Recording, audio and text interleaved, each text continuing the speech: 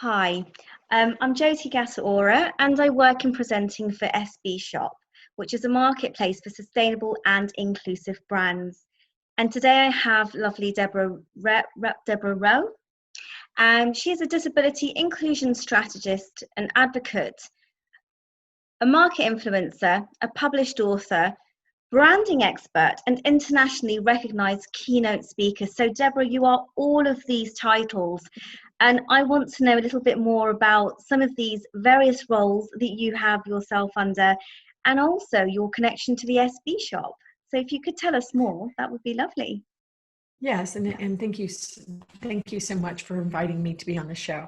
I it's interesting. I think as we get older, we do get more titles or labels attached to it. There are ways that we label each other. Sometimes very positive and sometimes not. So that to me is all about the work that I do. I just really believe that the world works better when we all can be included. I also think that representation really matters. And so I'm very engaged in supporting the community of people with disabilities. And I've been doing that for many, many years. And there's a lot of reasons why I do it. I do it because I, like so many people, have hidden disabilities. I really think it's just part of being a human being. I also have a show called Human Potential at Work, and Samantha was on my show, and it was people really, really liked her on my show. It's been around a long time, and I I have, I guess you could say, I don't want to say suffered, but I've been challenged by ADHD and depression and invisible disabilities like that. But I also am the mother of a grown daughter. She's 33 years old, and she was born with Down syndrome. And her whole life, people would underestimate her. And I kept telling people, experts, teachers, to stop underestimating her. And then she took on the legacy herself. And she is always constantly telling people to stop underestimating her as well. And then my husband, we're coming up on our 38th wedding anniversary. Congratulations. Thank you. And such a gentle, amazing man. And but when he was a child, he was hit by a drunk driver, and it was a very, very bad accident. He was just getting his kite flying, and he actually stepped in front of the car, but the driver was drunk, and so the car hit him, and he died on the scene, and his eye fell out, his hips were crushed. They brought him back to life, obviously, because I married him. And he but what we know is that excuse me, he sustained a very, very bad traumatic brain injury. And so he went on to live a full life, have, wife and children. But sadly, because of that accident, he now has very severe dementia. Right. And so he got dementia, early onset dementia. So it's something that we often say in this industry that not as a threat, but just part of being a human being is you might have the lived experience of disabilities, and if you live long enough, you will. And it's not a threat. It's just part of being in these human bodies. So my work, it certainly is very personal, but at the same time, I work with people all over the world, making sure that others have a voice. I remember one time, Jyoti, I was on Twitter. I'm real active on social media. Yes. And there was a hashtag trending, and this hashtag, I'm Caucasian. So this hashtag was something about white, and it was white privilege. And so I thought, oh, you don't want to wade in that because that's going to get real stupid real quick. And there was a lot of real stupid comments. But I did weigh in, and I said, with my white privilege and my privilege of being born in a developed country, I live in the United States, even though right now, probably not the the best country to live in. It's a pretty chaotic here right now. But Yeah. I just really felt that I could open the door and let others in and give others the microphone, because more and more I'm starting, I continue to really preach about how important it is to have true representation, because I still think that we still are not really having the kind of representation that we need to, which is why I really appreciate the work that you are doing at B Sharp. I absolutely love the fact that you have taken this into your own hands. It's through so much of your personal experience that you've gone through as well that's driving you forward. And I think one of the things that I saw again on your social media is your collaboration with really getting out in the workforce about representation and inclusivity. And I love the way that you've signed forces and you are really pushing and driving that forward. Could you perhaps tell me a little bit more about that project that you're involved in order to kind of push through in the workforce and encourage people to move and open up their doors a little bit more when it comes to inclusiveness? Well, I've been doing this work a long time. I was an executive in the banking industry for many years, and then I've been in this field for 25 years, and I know corporations. That's just where I worked for many years. What we say in the United States is corporate America, but really corporations all over the world. And I work a lot with global corporations, helping them understand why they need diverse workforces that include people with disabilities. And I also am really into supporting people that really all diversity, because the intersectionality of diversity, the diversity, somebody that is part of the LGBT community, but also part of the disability community, or somebody that is brown skinned or black skinned, but part of the disability community, women, gender. And so it's all about the intersectionality, but I also believe in representation matters. I find, and I've started talking about this a lot on my platform. So when you talk about a project, I have done many projects. I've worked with the United Nations, the UNICEF, UNESCO, ILO. I've worked with some of the biggest corporations in the world. I've worked with government countries. I've just done so much. And the majority of my team are people with disabilities, over 90%. And I've had 2 companies like that. And we're very active on social media. And we're also about sustainability, because if we don't have a planet that's viable to live on, doesn't really matter if we have diversity. So Yeah.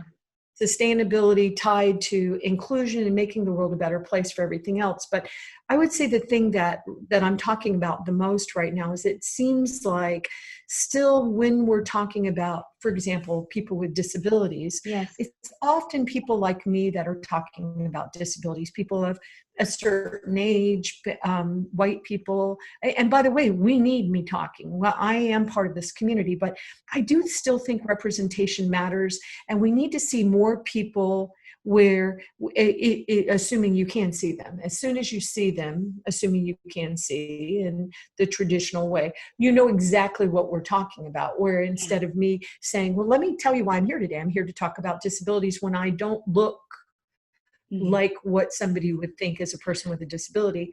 And so it's that representation matters. It does. It absolutely. And through representation, there's a great amount of education.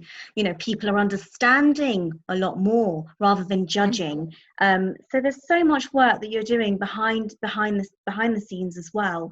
One of the things that you did mention is how you are sustainable. So can you perhaps share some of your tips on how we can be more sustainable in our everyday life?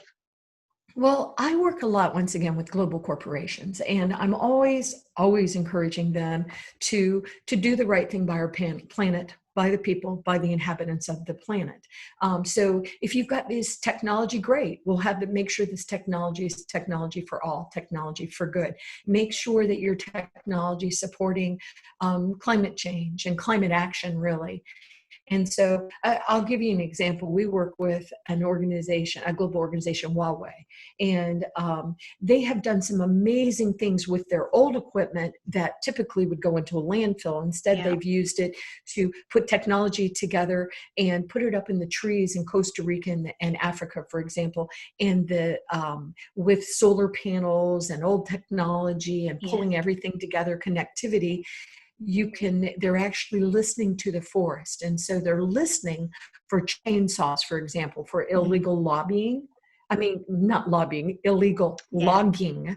And so that we can stop cutting down our precious forests, the lungs of our planets. And so the sustainability stuff we do is we combine the work we're doing of making sure you're including a diverse workforce, make sure that your apps, your services, your solutions, your products that you're building work for people with disabilities. So customers with disabilities, individuals with employees with disabilities, pulling it together, telling your stories in a way that you're including us. And at the same time, what are you doing to protect our planet? So we spend a lot of time pulling all of those things together and helping. And I'm always telling these global corporations, I think it's great that you're doing those things, but if you don't tell us what you're doing, we don't know to support you and applaud you. And more, it started a lot more with the younger generations. It's starting to creep more and more into my generations as well. But the younger generations are demanding that these corporations stand for something other than just profits. And so that's the work that we're heavily engaged in. It's really interesting that you talk about the difference between the older and the younger generations and how younger people are driving this forwards. What do you think is do you think it's just because there was a lack of knowledge all those years ago, and that there is so much more out there, that people want their planet to be healthy and to, for our children of the next generation to be able to see all these animals and to be able to travel and see nature at its best? Do you think it's a combination of those two things, or essentially what's driving young people to feel so passionate about these things? Well, I I can't answer that question without going into spirituality. So I'm a very spiritual person. I believe that I am a spiritual being having a human experience. And so I believe that's what's happened is the universe, the world, God, whatever you believe, it knew we were going to come onto these. It knew we were going to have these challenges. I mean, we are damaging the earth that we actually live on. We are damaging it. We have damaged it. And our earth is a living planet. So why we would not honor our mother Gaia, I don't know. But, and so I believe that the younger generations were born a little bit more evolved than the generation before. I think it keeps happening. I think human beings are evolving.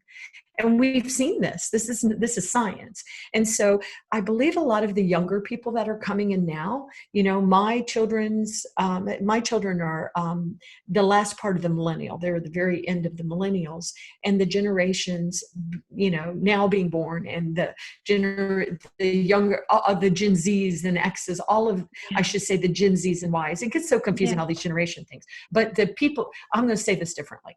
The people that are in their teens, 20s, and 30s, their early 30s especially, those are the ones that I see looking at it and really questioning everything. And I remember I raised my children so they would ask questions. And I would say to them, just because a person is an adult doesn't mean that they know more than you. Do respect them, but don't assume that we as adults have all the answers, because we do not.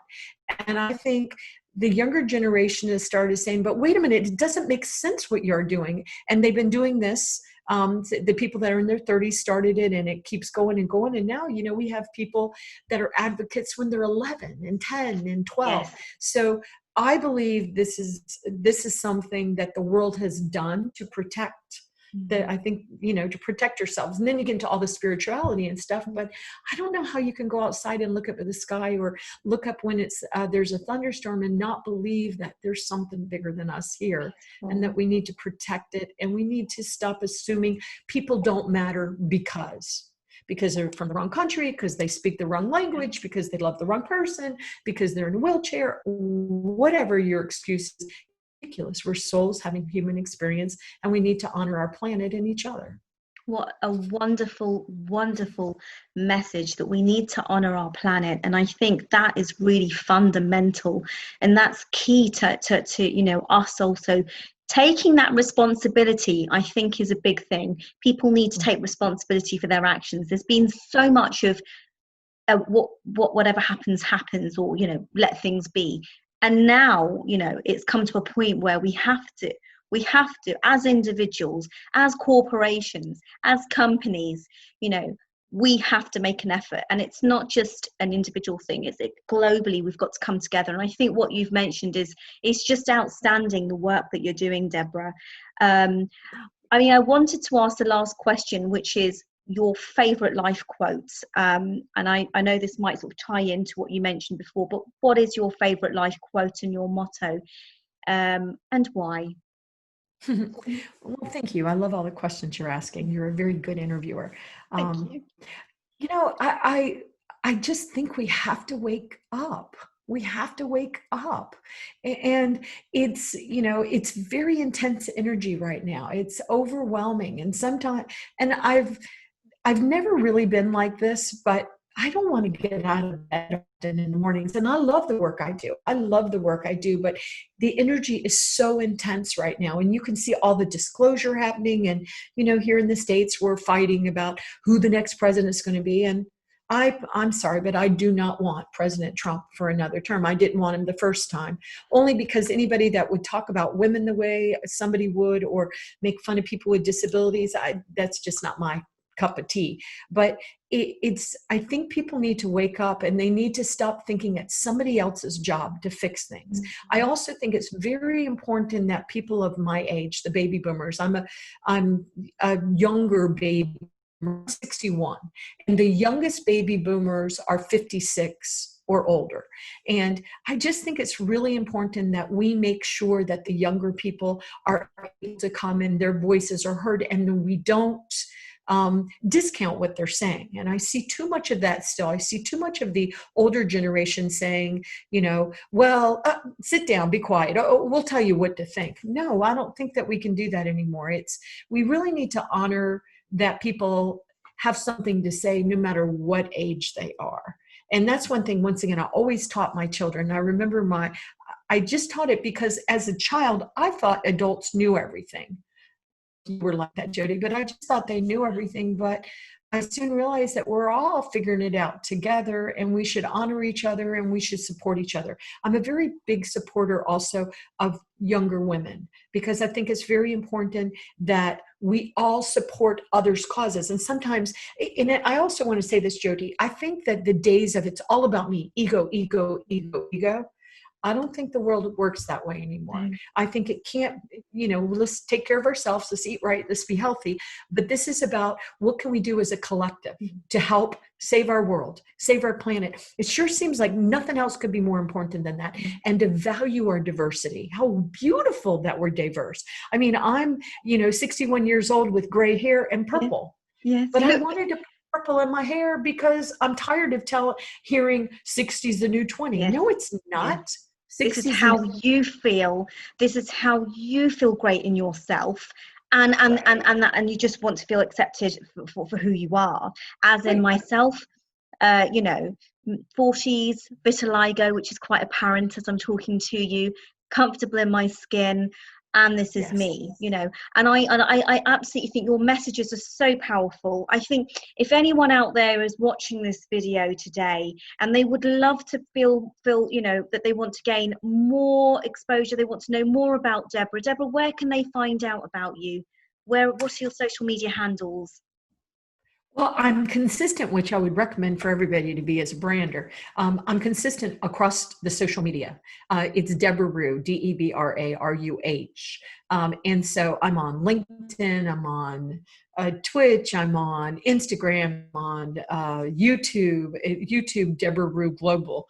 I'm on all of the medium, all of the major ones, and also have my own show, Human Potential at Work, which is almost 5 years old. I have another show, Access Chat, AXS Chat, and that's 6 years old. And my website is www.ruhglobal.com.